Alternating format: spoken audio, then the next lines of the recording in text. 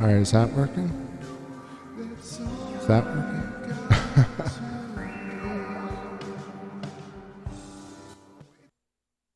Maybe you're already hearing me, but I'm testing it out. Let's see.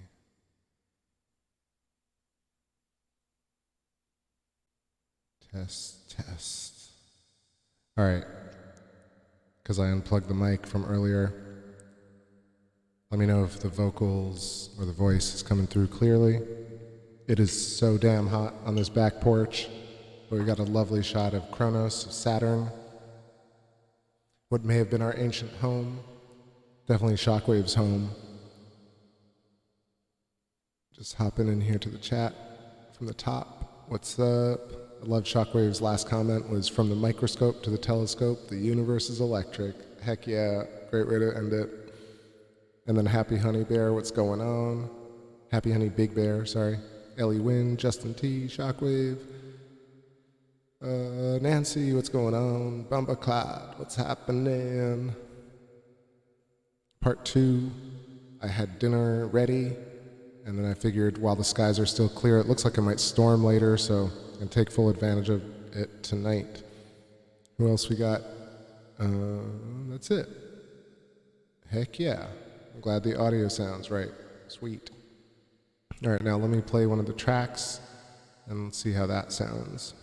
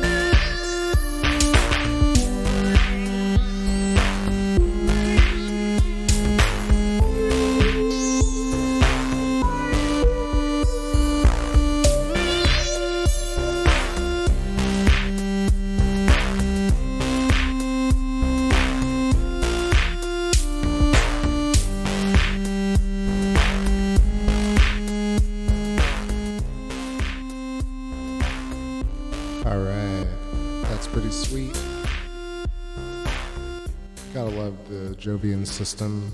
We get all the moons like that.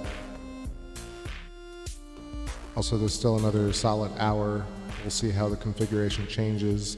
So if y'all want to have a fun time or play a little astronomy game, I was thinking, let's take a screenshot on your on your phone or on your desktop or iPad, and let's check back in 1 hour exactly. So 10:48-ish, and we'll check back at 11:48 and see how the moons have changed. What do y'all think of that? Let's play a little astronomy game.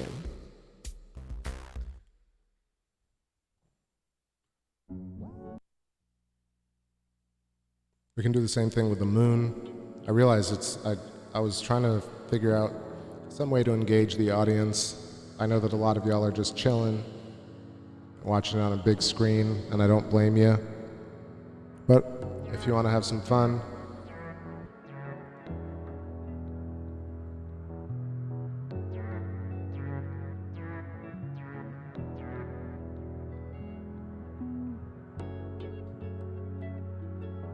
let me know if you want me to put it up with labels again. I guess I could do that.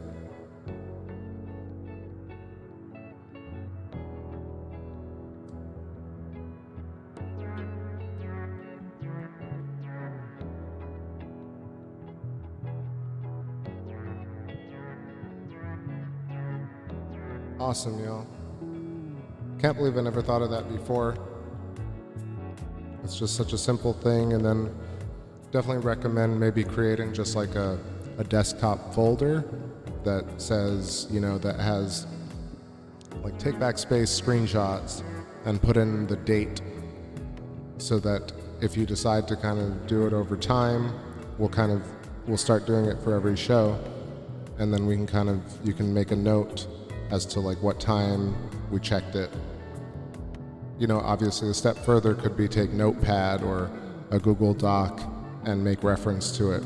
It's something I wanted to do, honestly, when I first started TakeBackSpace, and I did it for a while. It was really fun when I did, but it is just a lot of effort. All right, so let me put in the labels. Let's see where it's at. Center. Got that Ganymede up top. And then I know that Io is over here. I did think I set up the tracking okay, but there's a hefty drift tonight. Come back.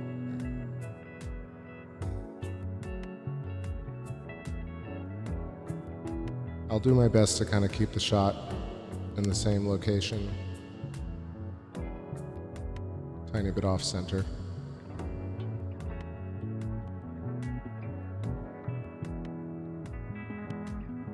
Shockwave says, watch the latest Thunderbolts video about crater formations and ground features on Mars. Hell yeah, I'm excited. I'll have something to close out my night to. I always love a good Thunderbolts video. Although they really need a new logo, new intro video. I was thinking about making them one. And also, everybody check out the description of this video for other great Electric Universe channels. Just people with different ideas. There's Kronos, See the Pattern, Electric Universe Eyes, Greg J, and several others. Of course, Ben Davidson did a great video where he got scientists to actually reply to the plasma cosmology video he did, and he rebuts them. It's a pretty good video. It's really fascinating, again, how emotionally tied to these theories professors and doctors and astrophysicists are, and how unopen they are to discuss anything that might change direction for them. And I think that the go-to response is always like, they'll lose their funding or they'll be embarrassed. But I always feel like it's so silly. Like, why wouldn't they want to change direction and discover new things?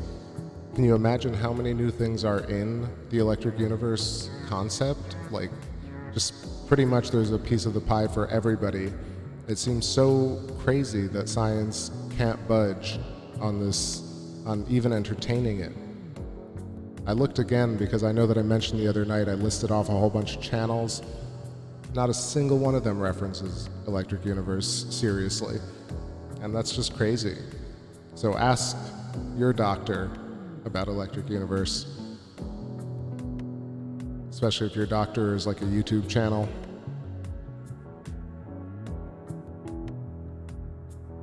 All right, so that's a little bit of Jupiter wide shot. What I'm gonna do is I'm gonna zoom in. Let's see if there's any detail. I feel like it's a bit hazy.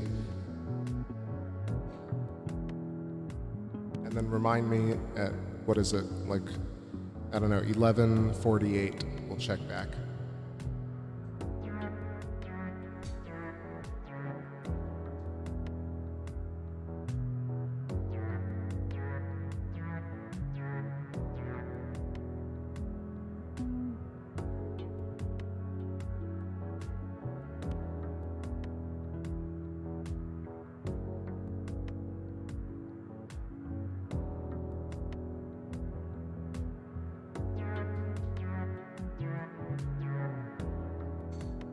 Oh man, how lucky is that? We get treated to what I think is the Great Red Storm making the turn on the left. Pretty sure. I was bummed because I checked it earlier when I set up and I was like, oh man, no Great Red Storm. I always really want to see it, especially lately with it unfurling. So I think we're going to get treated to a view of that. Here's another screenshot. We got Jupiter dead center at 2 times magnification, and the Great Red Storm is on the cusp.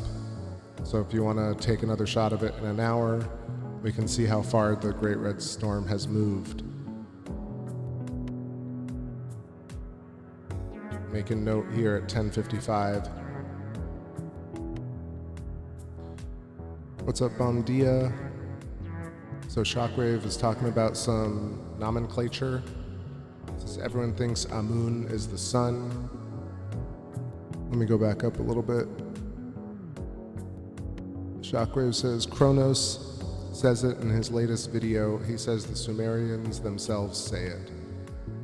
All right, I'm gonna have to check that out. It says Marduk is Jupiter, and the Sumerians say they also call it Nibiru. Like Saturn has over 50 names, so does Jupiter. It certainly does, for sure. I've seen, man, so many different references. And I think there are even cultural phenomenons now that reference Jupiter in like all the comic book movies. They cross over in today's paradigm as well. It would be interesting, actually, thinking of that, to hear like, I think they did some movies. They did Interstellar, right, and Gravity. Thunderbolt's project does kind of reference pop culture a little bit, but it would be interesting to hear Proto-Saturnian juxtaposed with pop culture, comic book movies, Hollywood. There's so much of it in Thor. I mean, I don't really watch those movies, but you can't really get away from it online. Anyway, Shockwave. Like Saturn has over 50 names, so does Jupiter. Shockwave says Jupiter the Destroyer. Watch the latest Thunderbolts video, yep. Then says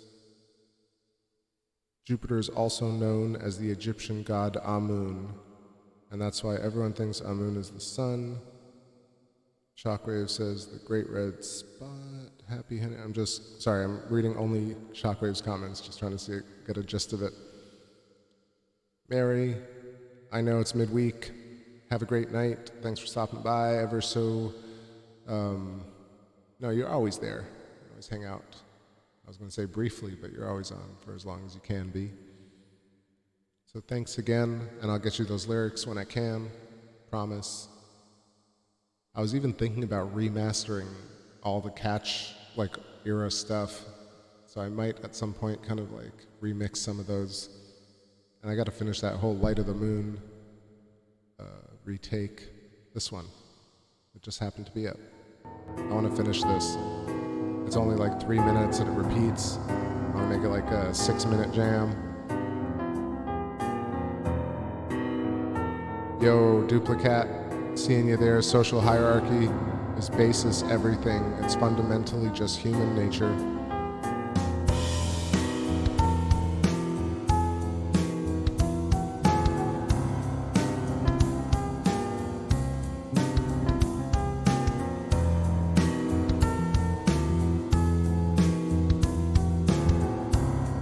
And then I think Happy Honey had a great comment, said, I'm with you, Shockwave. Says Amun equal Jupiter, Kronos equals Saturn, Sun, Mithras, question mark, and many others. What's going on, Super Must See TV? I like the discussion, y'all. I almost don't even have my own opinion on it. I'm just absorbing. I feel like a sponge. I think I've just been so really knee-deep in electric scarring and lunar geology that I'm just kind of absorbing everything else around it as best I can. I love it. I know I make mistakes all the time, so feel free to correct me on my mythology.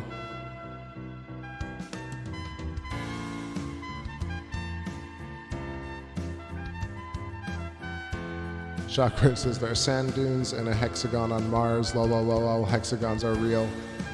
Well, that would be, you know, I wonder if Ben Davidson, who really has the exposure, will talk about electric scarification in detail and maybe see if people get to respond to him. I doubt people are going to get to this channel and give me any type of real feedback. But I think everyone here gives me feedback that's great. What is real anyway?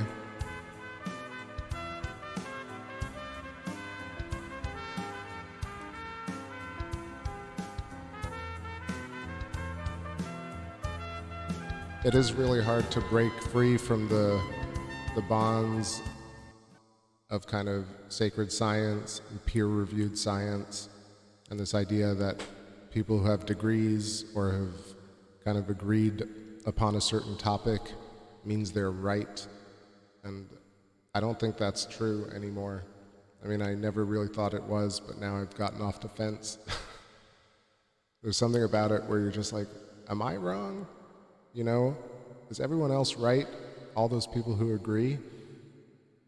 And then you don't really take the second to really question why they all agree, or like how they all agree. And then you realize you might not agree with all those people. And sitting on the outside of science right now, it's so interesting to kind of have been, to have idolized all these pop culture icons, and to now not despise them, but to really understand that they really, I think, intentionally obfuscating information. And that really is terrible. But more tunes. And I feel like some clouds just moved in. What the hell is that about? I'm gonna check, see if we can see the moon for a moment. It should be coming up.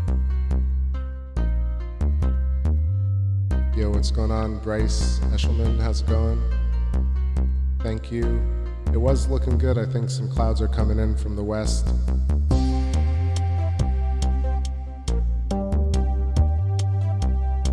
Chakra says basalt lava. We don't think it's lava that formed them. That's yeah, there's the columning, right? That also are hexagons we have on Earth. You see I think it's called basalt. Yeah, it's basalt columning. And they're kind of the interlocking cut hexagons that look like they're laser cut, but they were just found like that. And you wonder really how that was formed. And then when you kind of put two and two together with electric discharge formations, you'll see that these hexagons appear intrinsically from electrical phenomenon, like most geologic events probably. So, but yeah, you see documentaries about it where they can't really explain what's going on. They just kind of talk about, you can't reify a description. And you can't reify math. That's for sure. Sometimes you can, but very often you can't.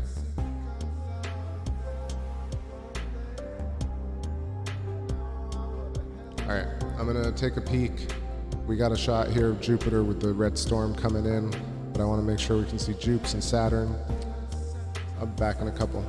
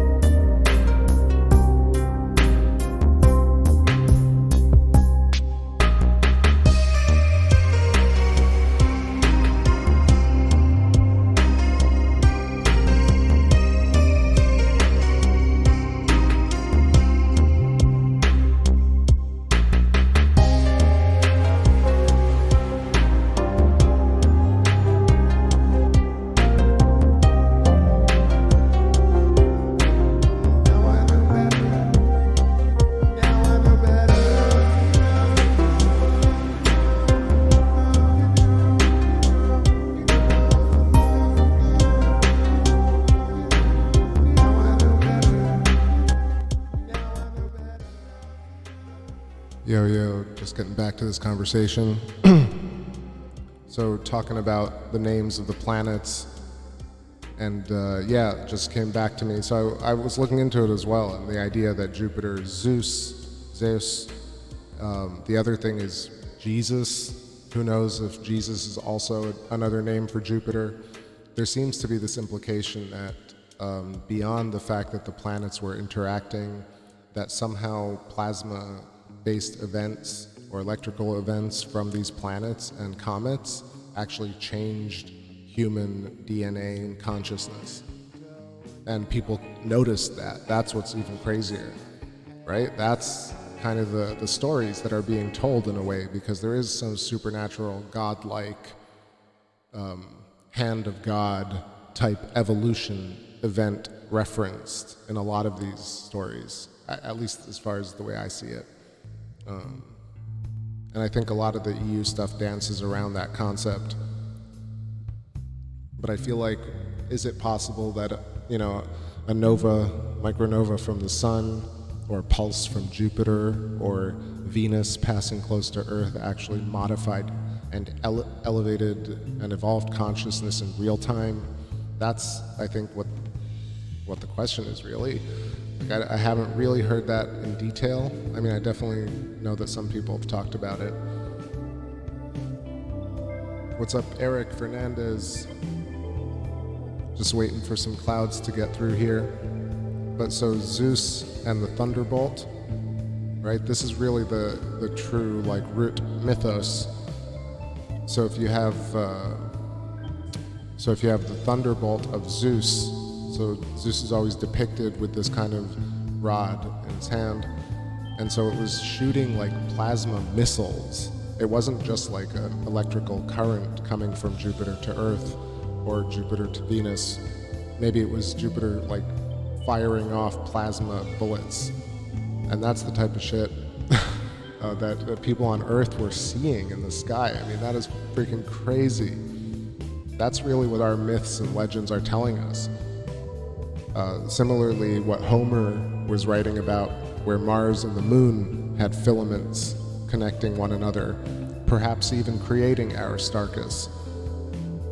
Look at this, we're getting some clear footage of the Moon. It's going to be an amazing deep dive into hexagonal craters and Aristarchus, which is really a touch point, keystone, exploratory location on the Moon.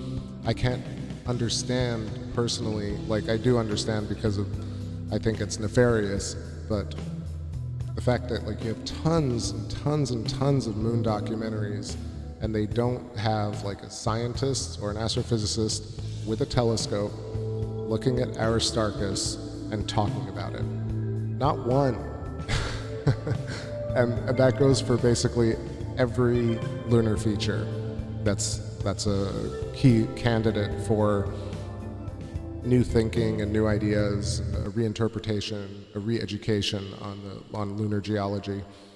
So thinking about you have all these scientific theories trying to retrace seconds after the Big Bang, instead of actually looking at the moon, which is right in front of us, really easy to see with like any type of gear, especially the gear that NASA has, and Large Hadron Collider, for example.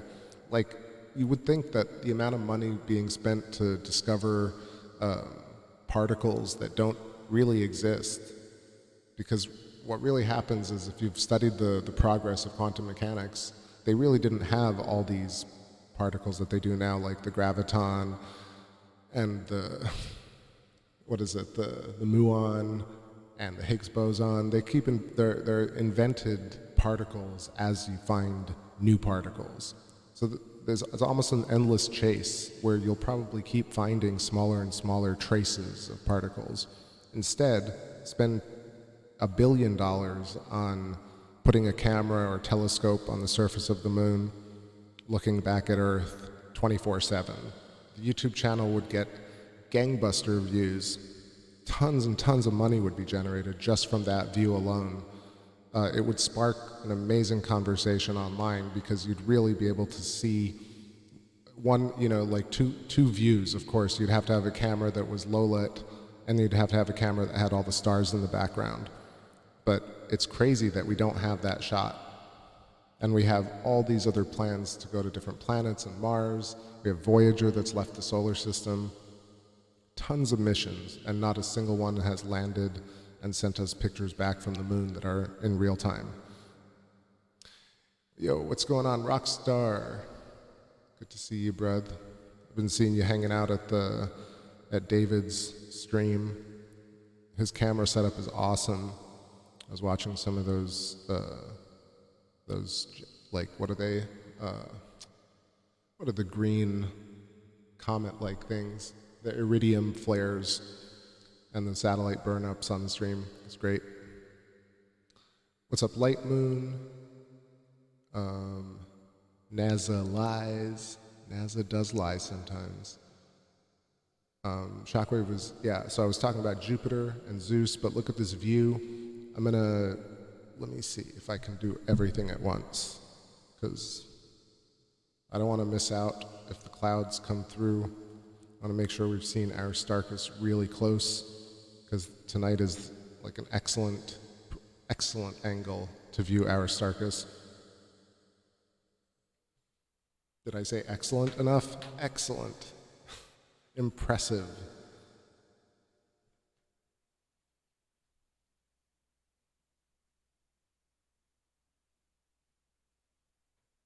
Yeah, I mean, this is the prime shot. We can even zoom closer, but this is camera direct to scope, so the Sony a6 on the 8-inch. And you can see very, very, very, very clearly Schroeder's Valley, which is the key piece here, the snaking kind of filament that forks and does like a gooseneck and turns back around. There's a little bit of wind and shakiness, but it's very clear. I'll put some tunes on in the background.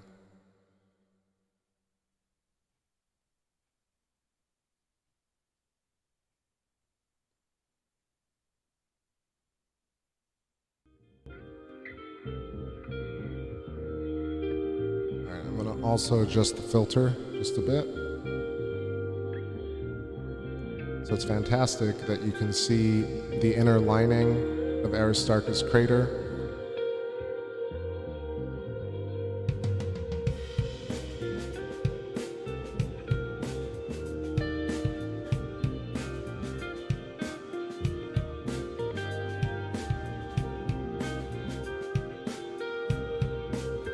I'm going to set up a label here.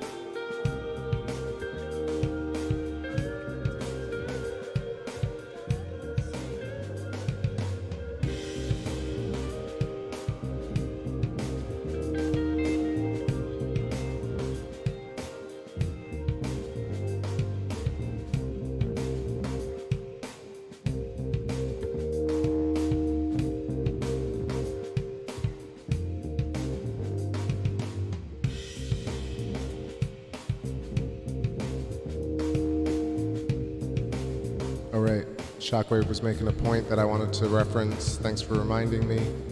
So basically, humans being affected by plasma connections and consciousness evolving or devolving or branching off, variegating, all these different forms of plasma basically connecting everything in the universe, but also probably fueling our consciousness to some degree. And so I feel like all these ideas of doomsday potentially also raised consciousness. These references of people seeing other people evolve, or at least people who were evolved noticing that they were because of this event, which is just an incredible thought in and of itself. So taking a look here really close up at Aristarchus, I just got some labels together. I'm going to try and do it. So this is Valles Scroteri.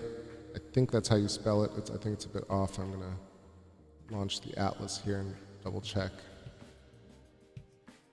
So many things to do. But this is just a prime candidate for electric universe investigation.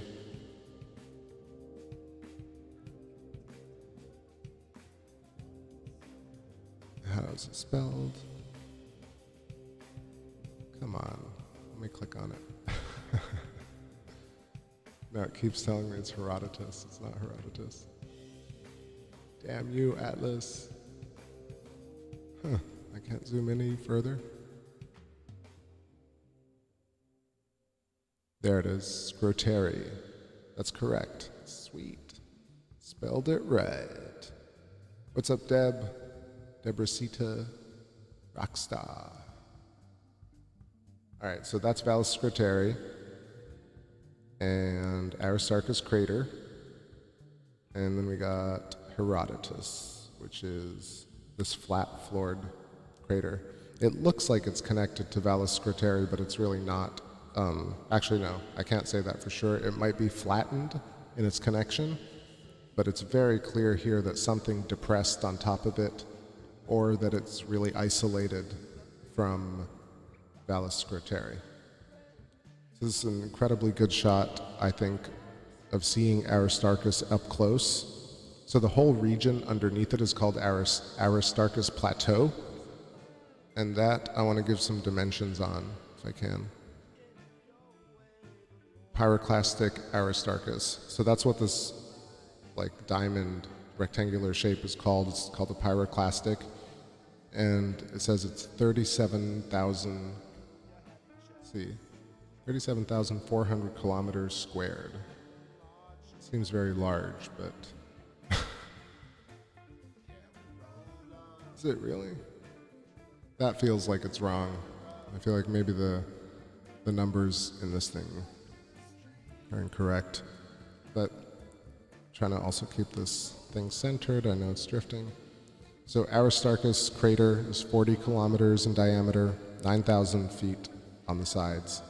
And then Herodotus is 35 kilometers across and only 4,000 feet deep. And Valles Scroteri goes around, I want to say, man, it's very difficult to highlight this for some reason.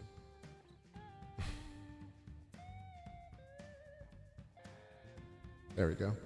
160 kilometers at length and 10 kilometers across. All right, so I did a very rumbling job of explaining that, but that's a very important feature.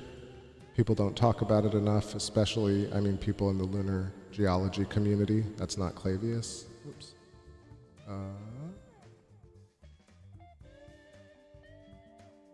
Really, OpenBS, Open Broadcast Software, needs a really much better system to run overlays.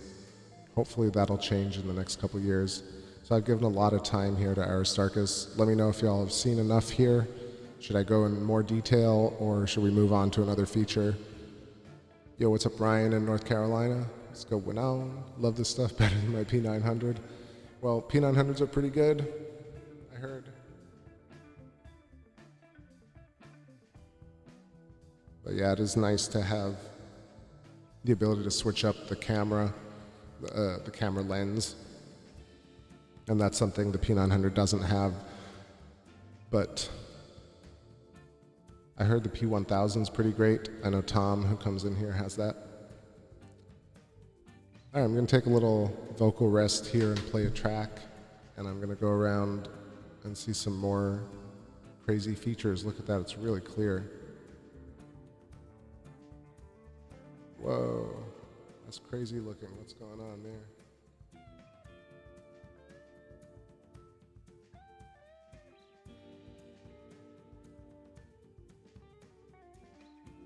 Yeah, that is Proclus crater on the rim of Mare Crisium, which is another, probably competes with Aristarchus for brightest spot.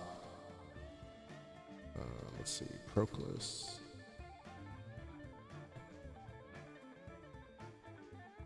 Put a little label on it right there. Let's zoom in for a second. What's up, Morgello? How's it going?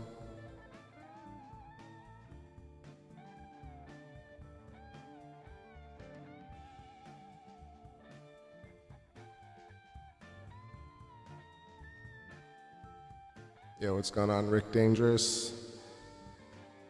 Yeah, tonight it's being very kind. I always thank the resolution gods for less aberration and less noise on the shot. It's very exciting to get clear astronomy images live to your home. Something I never imagined when I was a kid. Actually, that's not true. I had totally imagined it, but I was like, will that ever be possible? So this, I see the label is very small on the preview. Let me get it larger. There we go. So this is a really neat feature that is also underrated in lunar geology in terms of, like, astronauts don't talk about it, scientists don't talk about it. And Proclus right here is 28 kilometers in diameter. It's 7,300 feet on its tallest edge or ridge. It says pentagonal shaped formation. That's crazy. So even the Moon Atlas references the geometry. I think I've read that before, but it's so funny how, like, once you just kind of commit to a concept, things start all kind of coming together. So this is a lunar atlas called Virtual Moon Atlas, and it's saying pentagonal shaped formation, steep slopes supporting Proclus K to the northwest, Proclus R to the west, Proclus S and P to the southeast, pretty high walls, pretty flat floor, little widened, small central mountain. It's pretty tough to see that, and then radiations is what they call it here. So the history behind it, they say type crater, geological period, Copernican time, says from minus 1.1 billion years to present days. Minus. So this is supposed to be 1 billion years old during the late bombardment phase, I believe. And what else can I find? Detailed name, Proclus Diadochos, 5th century Greek philosopher born in Greece. Born at Constantinople in 412, dead at Athens in 485. Important facts, director of the Neoplatonic school in 452, authors of Elements of Theology, And that's all I got. So Proclus, why it's interesting, you got the rays, the radiations coming off the side. And I'm going to get rid of the label here. You got the brightness, which is either electrostatic dust, outgassing of elements, noble gases, or its residual magnetism. It could be, attributed to high walls or high rims, glinting, getting sunlight glinted, but it really seems like these actually emit and radiate energy and light. So Proclus, very bright. It's got the rays, and it's got, the indication of the brightness implication is such that it's much younger than other craters around it, even in an impact scenario. But it's also possible that within the plasma universe that this impact was created through electric discharge and happened more recently, is the thought. So it's especially because of the shape of it, particularly all these hexagons and pentagons, you'd think that all these different impacts would create really random rims and shaped craters, stretched craters, broken craters. There's this very consistent geometry on the moon. Especially, it just basically feels like things are grown. Either they're evolving over time, but then they grow into hexagons and they grow into pentagons. I don't think you really get a massive impact coming at you from space and you create this very perfect looking geometry. There's something about it that's strange. All right, jumping back to the chat room here. Trying to keep everything afloat because it is very hot and there's a lot going on, especially with this good resolution tonight. Rick Dangerous says, better resolution from Eyepiece, but the full moon burns my eye after about 10 minutes. Man, totally. I sometimes don't think about how much it's actually burning into your retina, but I've definitely had eye damage from staring at the moon with the eyepiece, certainly. I've started to become much more careful. Let's see, Plain Reality says, so do you believe that shit that they're saying about this crater? Do I believe it? Size-wise and stuff like that? I think there are other things to think about. And really what I focus on are things that can be proven. So I can't really prove how far the moon is. I can prove that we're looking at shapes, right? So I think it's more about stuff like that. So when I read off these details, also I take it with a grain of salt. I hope you do too. They might be 9,000 feet tall, or they might be 10 feet tall, or they might be 20 million feet tall. It's very hard to gauge from our perspective. To be perfectly honest, conspiracy or not conspiracy.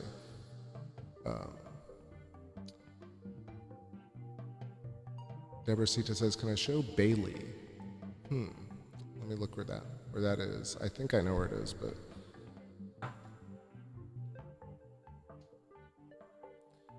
that one, maybe we had this conversation before, but this one's a really tough one. It's on the very edge, and it's under, let's see, Clavius. Let's find Clavius first.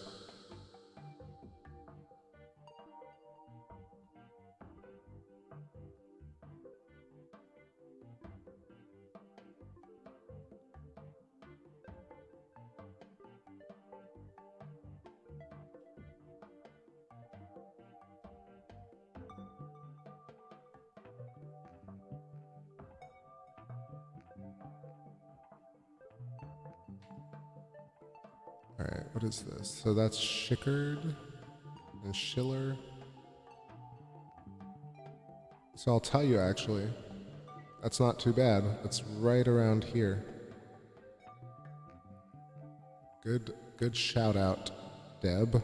I haven't really been able to see that one before, so this is the first one. First time for Bailey Crater.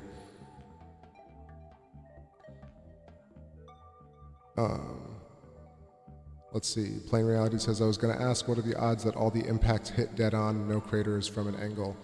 Well, maybe you haven't heard the shows, but I certainly think that more than at least 50% or more, that all features on all planets and bodies are done through electricity, either exchange of lightning bolts, like large Birkeland currents, or from deep interactions of magnetic fields heating up the planets.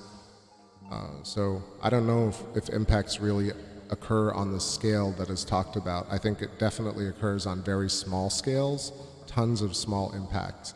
But on these large features that have very strict geometry, it seems like Mare Crisium being a giant hexagon is crazy. Like, how is that an impact? Like, what object was large enough to create an impact of that size and also retain strict geometry? Also, geometry of hexagons appears in nature in fractals, and because it's the shape a circle takes when it packs next to another circle. So when bubbles are forming, they kind of reach each other's limits and push against one another and then create natural hexagons and pentagons and geometry from that. So craters on the moon are grown, and they're not, like, definitely not impact, in my opinion.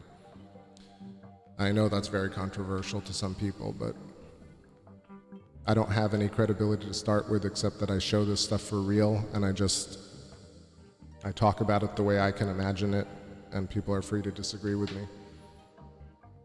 But I want to just jump back up. Let's see. Savannah Eshelman, how's it going? I'm sorry I missed you. I like your vid and it's very interesting. Welcome, welcome. Please check the description for more and past archives for more, and ask any questions. Very chill here. Eric Fernandez says, quería so entender que esa cara fala. I don't think I understood all of that, so maybe somebody can help me translate. I'm going to label Bailey Crater real quick. I meant to do that. I feel like there are clouds.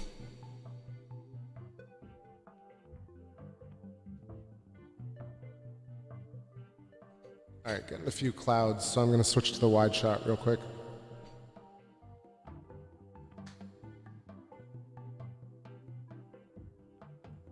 Definitely return to Bailey. It's hard to really see it itself, you just kind of see the edge of it. What's up, Copper Tropicals? Thumbs, thumbs, thumbs.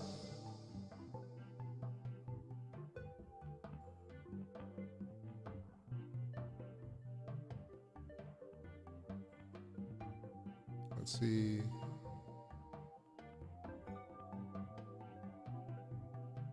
Shockwave says, Rick Dangerous, we bounce lasers off the moon. We know exactly how far away it is. Yeah, I think that's correct. I've seen the modeling behind it. It makes sense. The only thing I would say is just optics do change in space. And, you know, even the astronauts that go out talk about how it's hard to gauge depth in space. And then there are other concepts about gravitational lensing, or whatever the means that's happening with. So you have different types of occurrences in terms of optics in space, and I really wonder, you know, how does light and lasers and interferometers, how does that gauge distance in a very consistent way? Are things changing? Does the speed of light change? Is space quantized, for example? Does light not travel linearly? Does it travel in steps?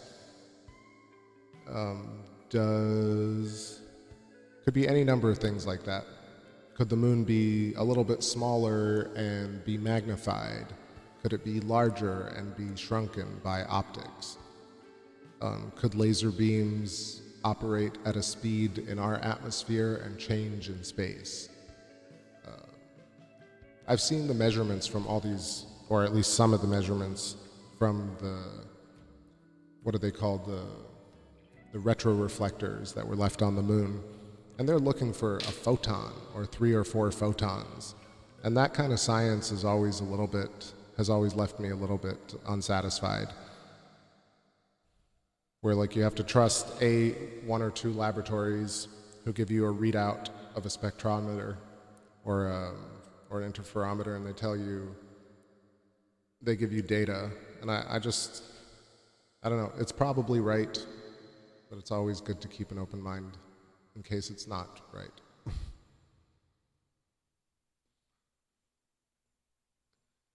Definitely got some clouds here, but I feel like we'll give it a couple of minutes and then try for Jupiter. Shockwave says, Birkeland currents create a lensing effect too. I could imagine that all these effects that are seen with the giant telescopes are phenomena that are plasma and electricity related. 24/7 Live Skies says, Live AZ Skies says, can you overlay a legend of distance 100 over 500 mile span to give a better idea of how large craters are? That's a good idea. I've been meaning to do something like that. I'll make that graphic and I'll set it up for next time. Because to make shapes, you can't really make shapes in OBS. You have to create them in Photoshop and kind of bring them in.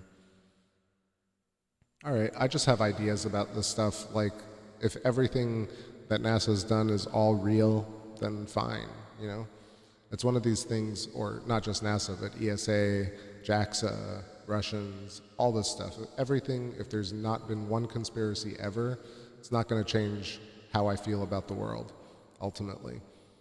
But it seems that governments withhold information. It feels that private corporations plan 10, 20, 30 years ahead, and they don't reveal their plans. These are conspiracies.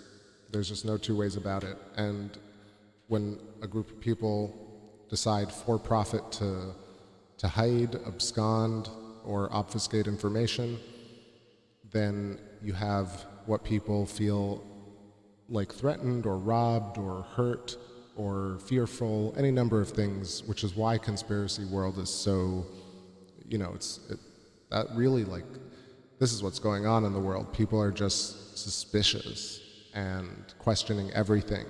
And some people say, you know what, shut up, stop questioning. And some people say, ooh, I'm questioning too, let's get along and question together. And other people tell each other that, like, what you're questioning is stupid, what I'm questioning is the right thing. And you realize, like, but what we can find in common is that we feel like things have been hidden and that we want to find out more. So there is commonality.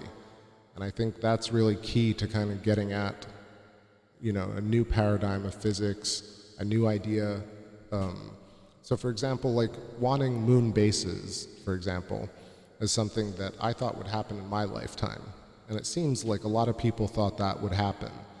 And so when the media says things like, the will wasn't there, or the budget wasn't there, or people lost interest, the public lost interest, or it was the Cold War, there was just military posturing, or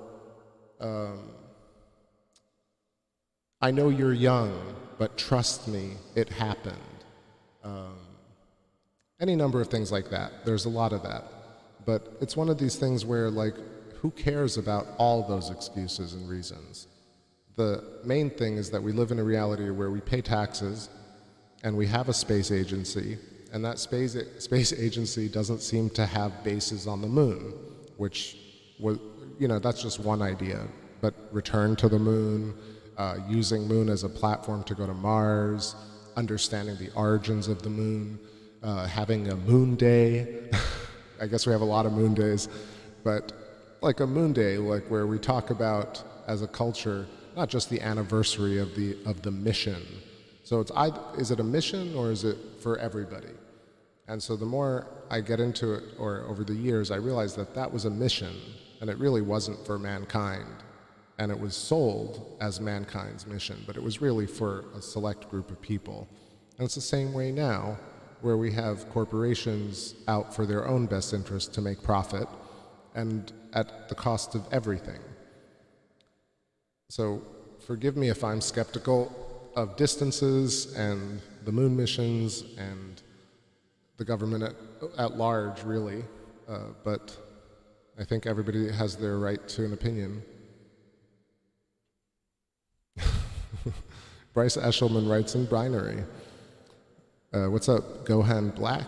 The moon is freaking big right now. It certainly is. I got the camera direct to scope and it's 98% going on full. Easy E, what's happening? Good to see you. Can I see the flag? I cannot. They're too small if they're there at all. Frank Panyan. Monday, Moon Day, exactly. And Thor's Day. And Wednesday is Mercredi in French, which is Mercury's Day. Tuesday, I thought I had something for Tuesday. Tuesday is Mardi, yeah, in French. So like Mardi Gras and Mars, basically Mars Day is Tuesday. And Friday is, what was Friday? Let's see. Obviously Saturday is Saturn's Day, so it's pretty easy. And Sunday is Sunday. So this is our week. What's missing? I guess Friday would be covered Mars, would be Venus. I guess Friday's Venus's day. Let me know what you think in the comments, and I'm going to pan around a bit. Seems like we're getting clemency from the clouds.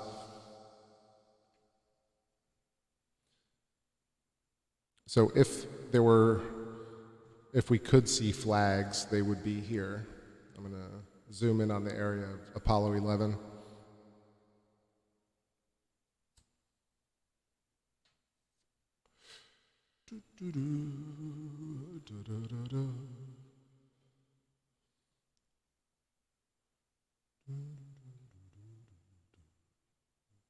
Pulling up a song over here. There's an old one. All right, so right on your screen you got Sea of Serenity, Sea of Tranquility.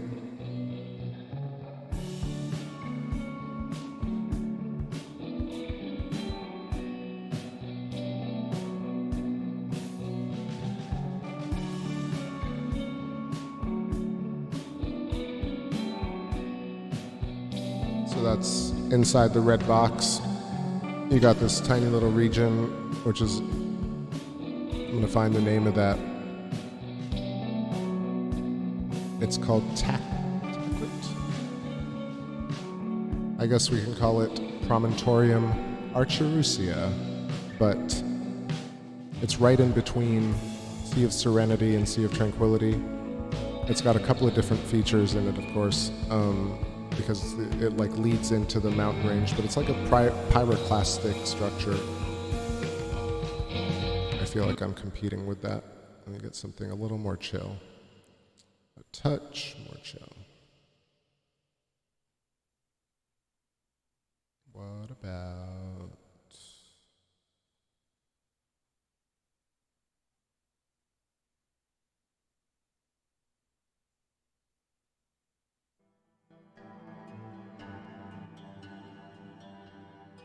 All right, maybe that's okay. So let's zoom in here.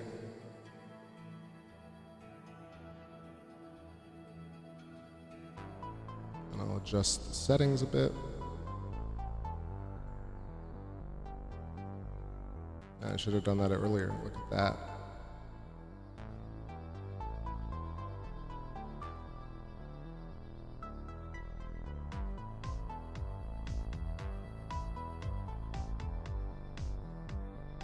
Shockwave saying Freya, the Norse goddess, Friday, Venus. Yeah, so those are the days of the week. The dies. And day is probably the same root as deus or deus or god, right? So our gods, Moon Day, Mars Day, Mercredi is Mercury, right? Thursday is Thor. So what's Thor? Thor is Jupiter.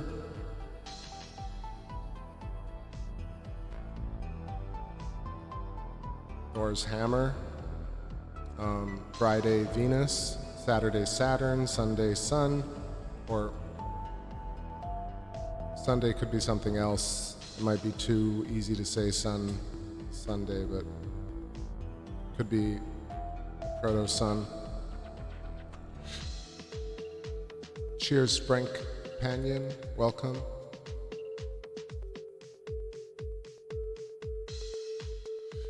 Bryce Eshelman says the binary decode is question everything. Well, there are some things that I have questioned that I have answers to now, or at least answers that satisfy me. One of them really is, like, why does the moon look a certain way? And to now consider it. See, like, electric universe doesn't have to be necessarily correct. It just, the fact that our current cosmology doesn't answer things and it doesn't move forward in changing its rationale for things. That's really what's going on, I think, in the public. It's like, people are like, well, it's fine if you're wrong, but why can't we change the course and go back to the drawing board and actually reconsider things? And science doesn't care. They'll keep going and digging and get government grants until the cows come home. And the public wants answers faster. And so ultimately, you kind of do it yourself. Right? Yes, Sunday is the sun. Thanks, Shockwave. It's got to be, right? That's too obvious. Obvious is obvious sometimes. So let's check out. Right here, you got Mare Crisium on the very right. That's the largest, that's the smallest of the mares. But it's also, I want to say, probably the largest hexagon shape on the moon by itself. So Proclus, that tiny, very bright white crater that I showed earlier, is really the little crater on the rim. It's so fascinating. You can see that it's very crispy right now. I'm just also appreciating that edge near Mare Marginis and Mare Undarum to the right of Mare Crisium, overhanging Langrenus crater and Mare Fecunditatis. And even I see Messier A and B looking really good.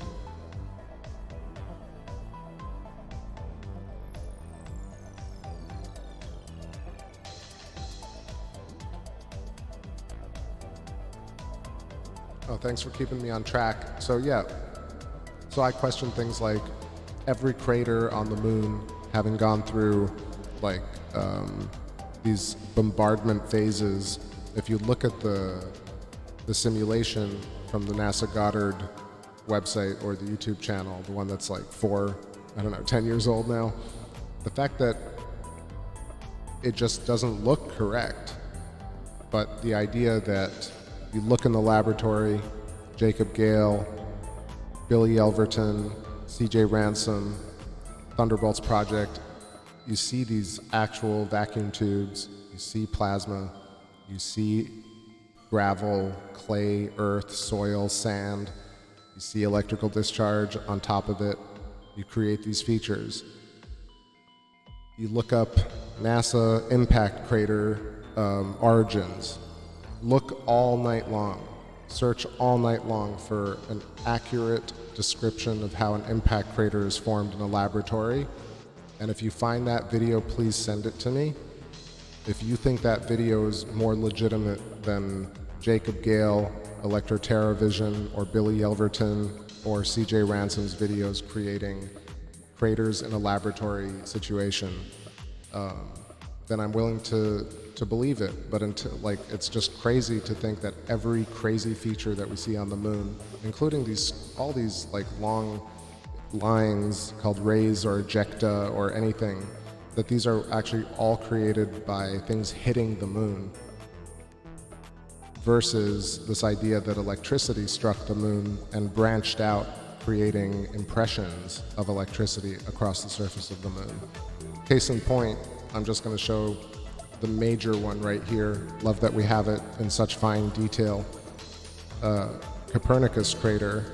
You tell me that this looks more like a giant rock struck it, or these emanating branches came out of the center area that was being zapped. Because, the more I see it, the more you see these filamentary structures coming out. You see the branching tendrils, and you just try and understand the size, like an 80-kilometer, 90-kilometer blast hole. Where's the debris? Where's the aberration? Where's the randomness? How deep into the surface did it really break, you know? Versus all these different features can be created from one type of energy, one type of super powerful interaction, and then you can get all these different types of formations because they're all recursive fractals. So definitely hit that 4K and let me know what you think, because if you can find me a great impact, ballistic impact in the laboratory creating a lunar impact crater that looks anything like Mare Crisium Kepler crater to the left of it, Aristarchus, you know, Aristarchus mainly, like this huge feature is something that that at least warrants questioning.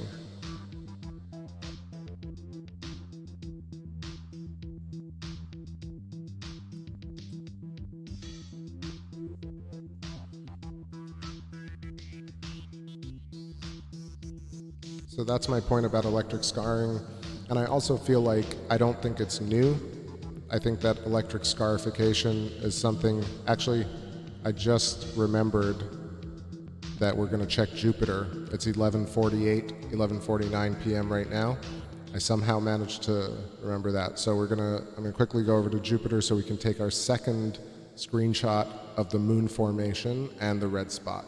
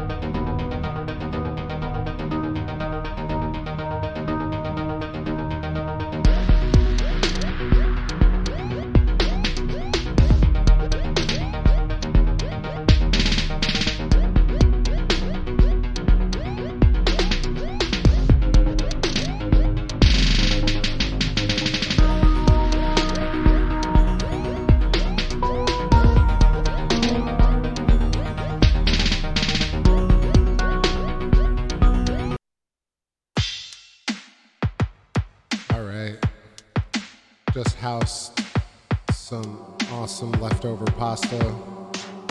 So good. Man, pasta just really takes a day to get great. So I added the 3x magnifier here, but Jupiter's setting and there's definitely some haze.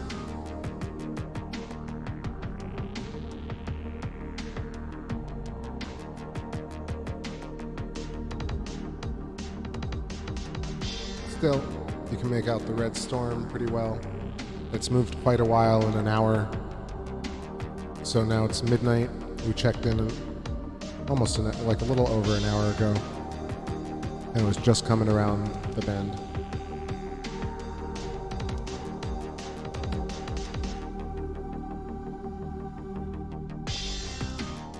What's going on, everybody in the chat room?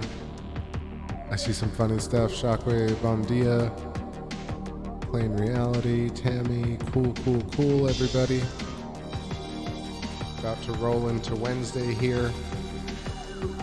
Checking out the Jovian system. I think I'm gonna head over to Saturn with this 3X.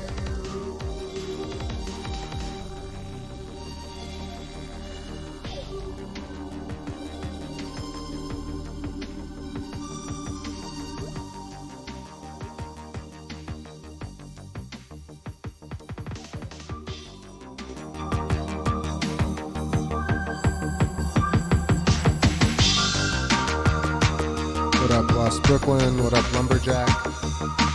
Welcome, welcome.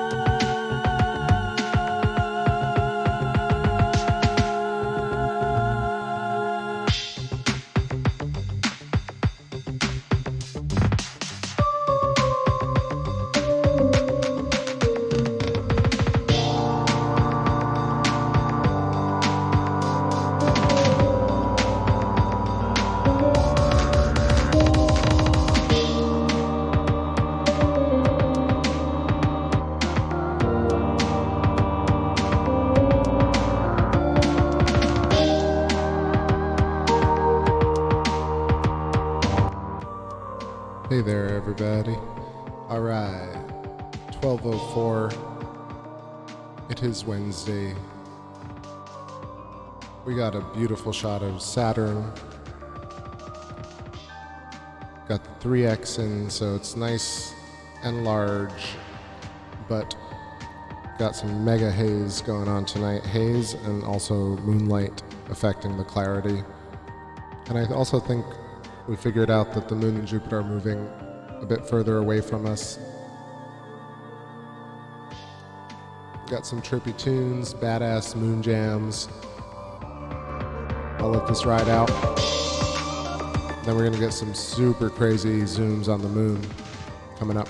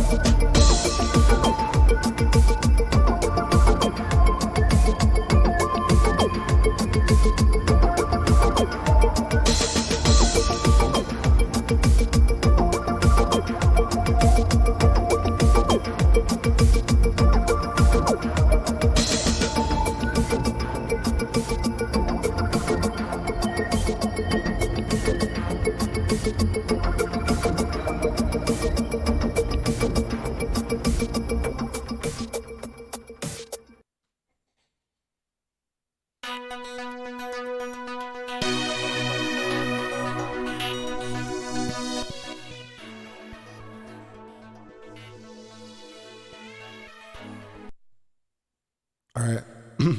I've just been shoving my face. That's why I'm not talking. Munchies have settled in. But anyway, this is a crazy shot right here. This is, I want to tell you what the name is. It is, let's see.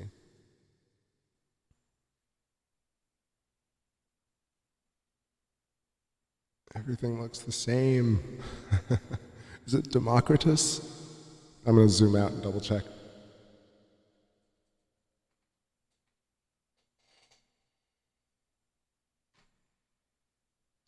All right, so at the bottom of the screen you got Plato, Mare Frigoris, and then I guess directly above it. Wait, that's actually Scoresby, I think. It's tough. It's very interesting. I don't know if any of y'all have played with this virtual moon atlas, but sometimes it just doesn't look like what we're looking at.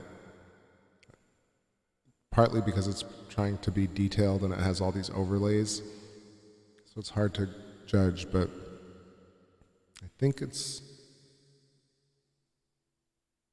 unless it's just inverted and I'm going crazy. No, that looks correct.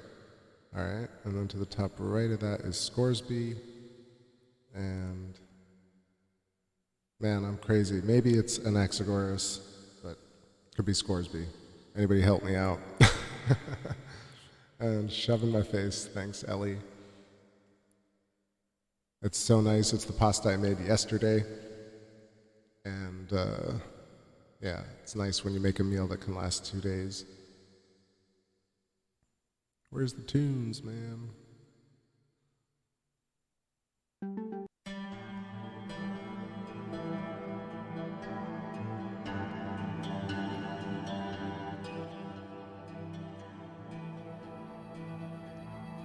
Right, so there's a ton of grime on the lens right now.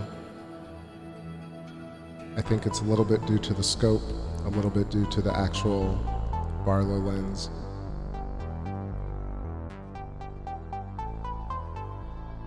But want to say what's up to everybody in the chat. Seems like a packed house tonight. Awesome to have everybody new and all the regulars. Guitar Lots, what's happening? And let me know if anyone else. Douglas Perry, what's going on? And I see Lumberjack, Lost Brooklyn, Light Moon, all good. All right, everybody, so let's tour around here. And I'm gonna try and use the contrast when I can. Let's look at Sinus Iridum. It really helps to get these filters going.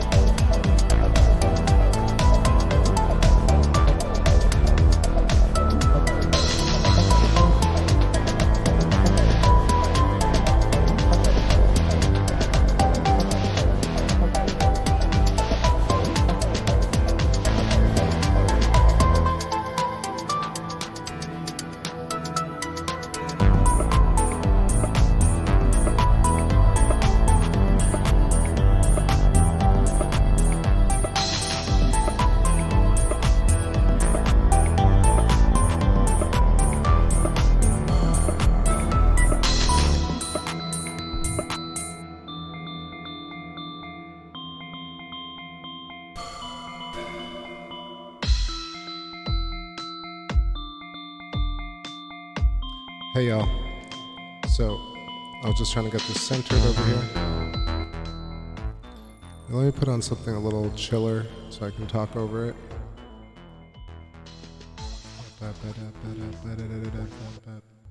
Alright, back to the GOTO.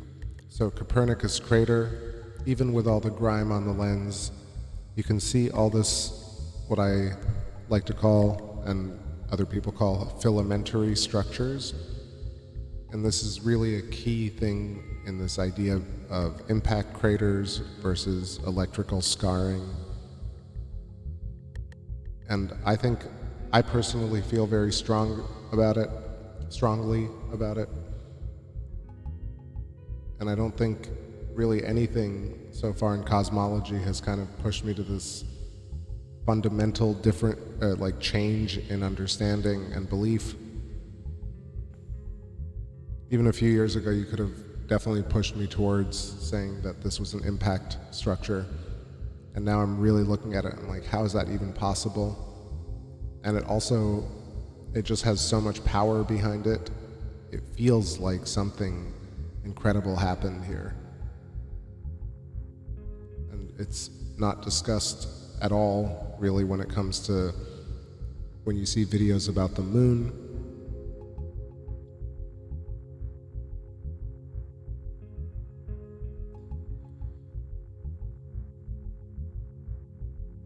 Yeah, peace, lumberjack, enjoy. So I'm gonna get rid of this label right here, but I'm messing with the contrast so we can see more detail, but let me know if it's too dark or you want to see different structures. Here, this is actually pretty good, pushing the contrast harsh. And it's a bit grainy, but man. So at different phases as well, you see that Copernicus crater is also a hexagon. Even now you can see the pointy top, very indicative of that shape. And essentially what Velikovsky imagined is that essentially the moon and I guess Mars, or the moon and Earth, exchanged a Birkeland current or a plasma arc in glow mode and for an endured period of time, and created this raised feature and left a central peak, and also as it was being created, pushed outwards in filamentary branching patterns, mimicking its internal structure of a lightning bolt or a dendritic Lichtenberg pattern. And it's a fundamental change in the understanding of lunar geology. I understand why a lot of people are like, wow, that's crazy, crackpot, pseudoscience, but is it? I think that definitely this idea of some are volcanic is true, but then even the idea of volcanism on Earth is due to these shifts under the surface. But even those occurrences could be understood within a plasma, and not even plasma, basically an electric Earth model with Earth currents coming in from the sun, or solar currents coming in through the auroras and the poles, and basically feeding Earth from the outside electrically, and thus also creating things like earthquakes, like Ben Davidson talks about, and also probably a lot of the geology on Earth inherently seems fundamentally electric.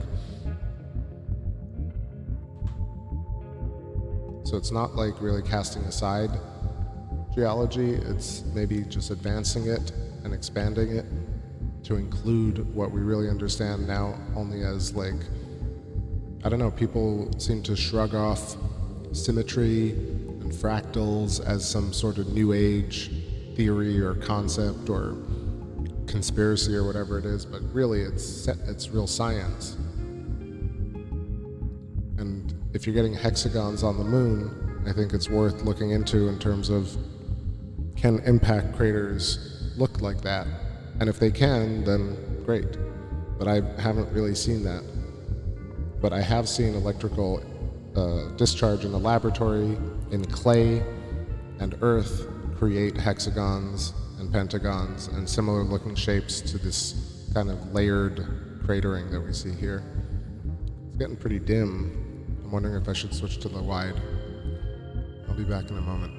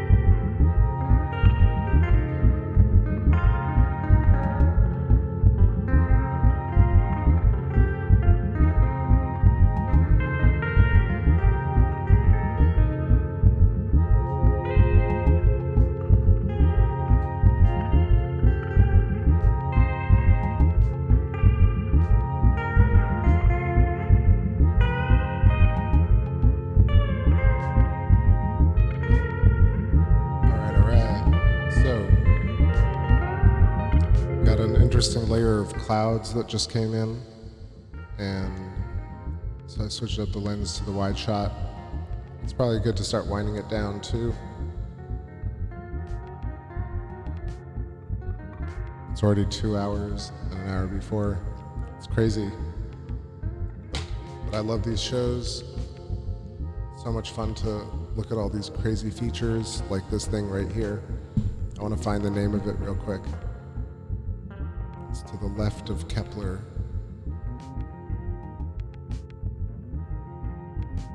And it's called...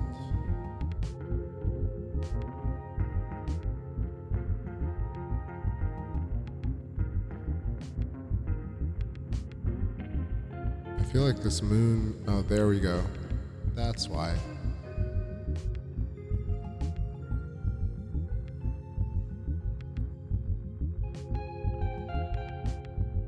So there's Marius, Rainer, and then there's Rainer Gamma, Cavalarius, that's what it is. So there's Cavalarius, is that, what is it? It's a sunflower, or it's called a Vesica Pisces, almost like a fish shape. That's, where are we? Cavalarius, and then above that, there's a small one called... Yeah, am I crazy? Oh, the small one is Cavalarius. The large one underneath it is Hevelius, and then Lorman. There we go. Need to adjust, and then underneath that is Grimaldi. But you can kind of see these very cool little reaching overlays. Zoom in one more.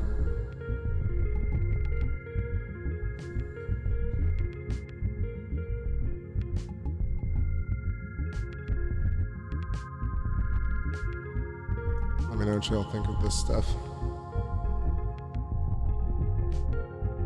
It's those rare moments of getting a particular phase of the moon showing.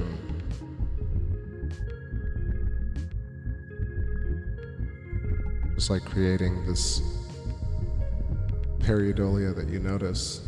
I don't think I've ever seen this particular like half face. It almost looked like Bacchus with the tongue sticking out. Let me know if y'all can see some of this Pareidolia.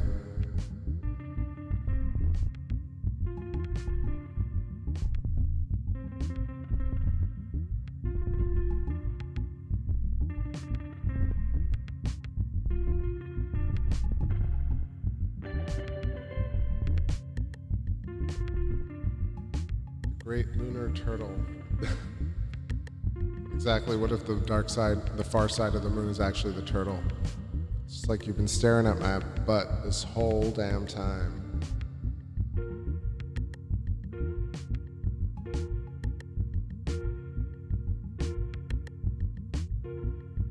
I think I said it the other night, but the funniest thing is, if we're not even on Earth at all, we're just like we're actually on Ganymede. The big lie is that Earth just was destroyed years ago. We're just on a simulation Earth.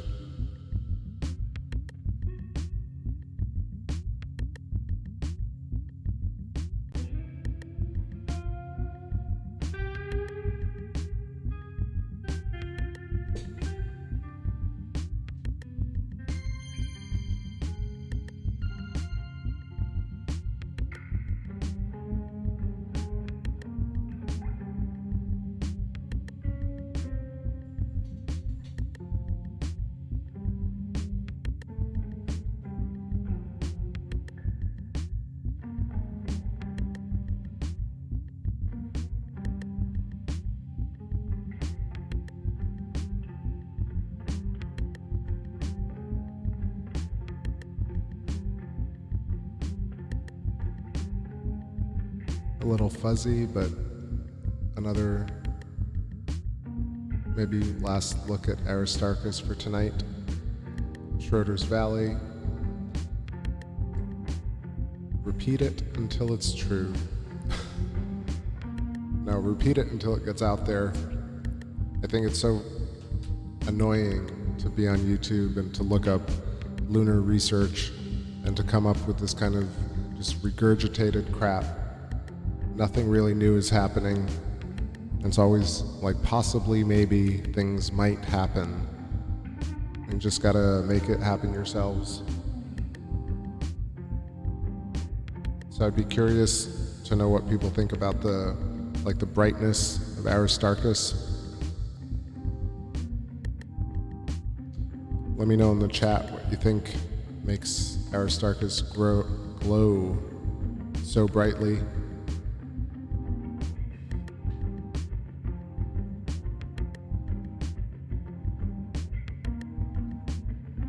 Eat All Your Fish says that's the moon base area.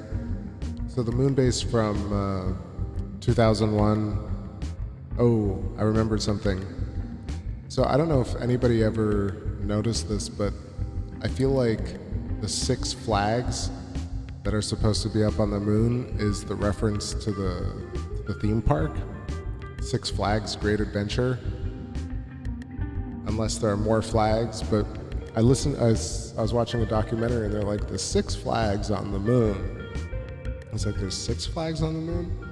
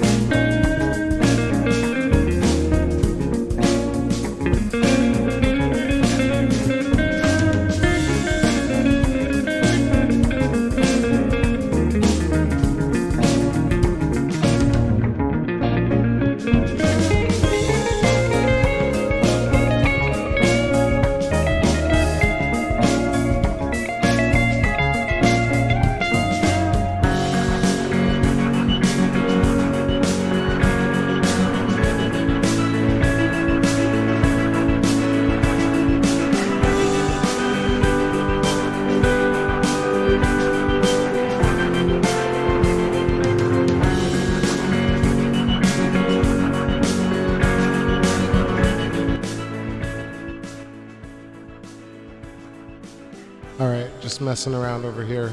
Try to get a last shot of Jupiter.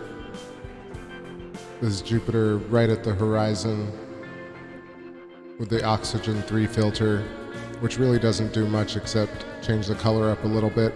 It's usually used for dark sky imaging, deep sky imaging rather, to cut out certain bandwidths on the light filter. But here it just gives a kind of cool green glow to it and tons of noise. Anyway, that's a very tiny Jupiter in frame. Fish, take care, have a great night. Blast off. I'm also about ready to call it. I'm gonna head back to the moon. There are tons of clouds right now, so I'm gonna see if I can get a quick shot of Saturn, and then the moon, and then we'll head off to dreams. Ooh, it's a fun one tonight. Man, stuffing my face halfway through a stream, that's a surefire way to go to get sleepy. But definitely worth it. Worth it, worth it. All right, what haven't I played tonight? Maybe this. Now I played all of these. What about...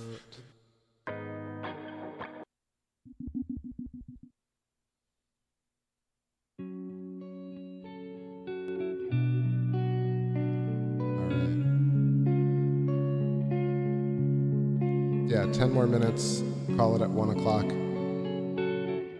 Let's head back to the moon for the last shot.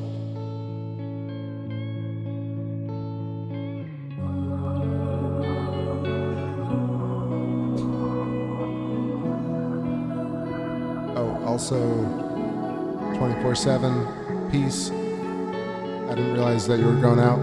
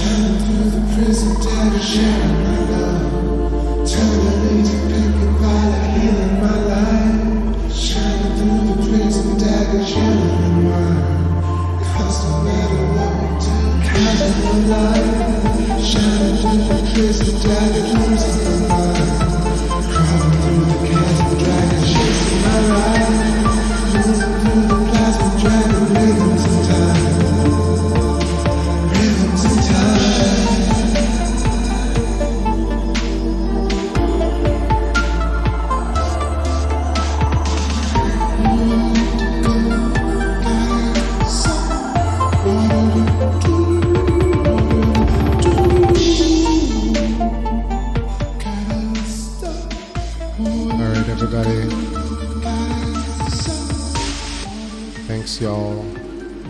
Roll call, Ellie Wynn, Tammy, Bondia, 24/7, eat all your fish. I know Shockwave was here. I know Lost Brooklyn was here. And who else we got? Lots of people were here. Jello is here. And Light Moon was here. Let me know if I missed you. I saw Genghis at one point earlier. Have a great day tomorrow.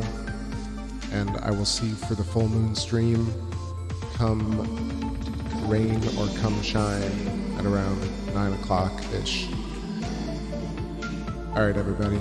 Peace. Stay wise and be kind to somebody tomorrow. Surprise yourself.